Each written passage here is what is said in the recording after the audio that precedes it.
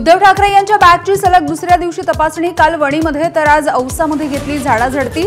ठाकरेंनी पुन्हा घेतली निवडणूक अधिकाऱ्यांची शाळा।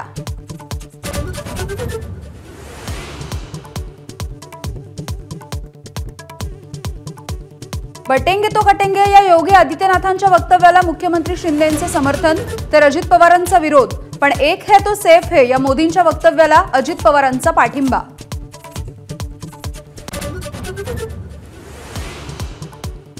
एकनाथ शिंदेंचा ताफा अडवून घोषणाबाजी करणारे संतोष कटकेंचा ठाकरेंच्या शिवसेनेमध्ये प्रवेश।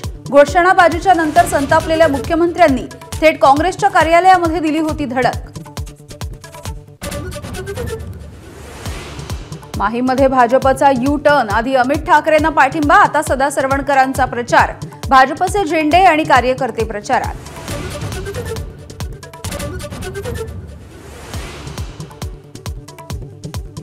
अमित शहांवरती टीका करताना संजय राऊतांनी ओढवून घेतला व्यापाऱ्यांचा रोष। राऊतांनी 48 तासांमध्ये माफी मागावी नाहीतर निवडणूक आयोगाकडे तक्रार करणार, व्यापारी संघटनेची नोटीस।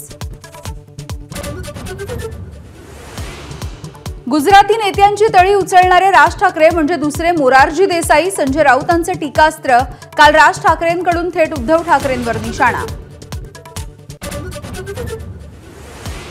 एक जागा आली नाही तरी फरक पडणार नाही या रवी राणांच्या वक्तव्यावरती अजितदादांचा संताप। समज देण्याचा फडणवीसांना सल्ला, एकनाथ शिंदेंनीही राणांना फटकारलं। आघाडी म्हणजे भ्रष्टाचाराचे मोठे खेळाडू, चिमूरमधल्या सभेमध्ये पंतप्रधान मोदींचा महाविकास आघाडीच्या नेत्यांवरती हल्लाबोल। कामं थांबवण्यामध्ये महाविकास आघाडी डबल पीएचडी असल्याचा टोला। नवाब मलिकांच्या जामिनाला विरोध करत हायकोर्टामध्ये याचिका। वैद्यकीय जामिनाचा मलिकांकडून गैरवापर होत असल्याचा आरोप, हायकोर्टाच्या निर्णयाकडे लक्ष।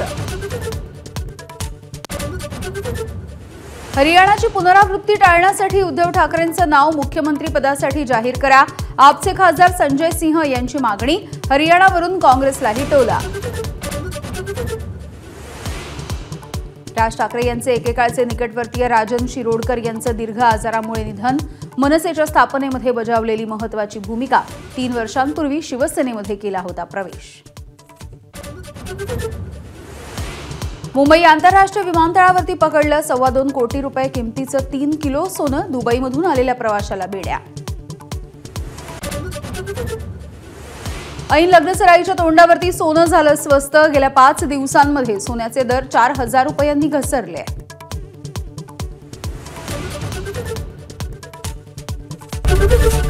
एबीपी माझा, उघडा डोळे बघा नीट।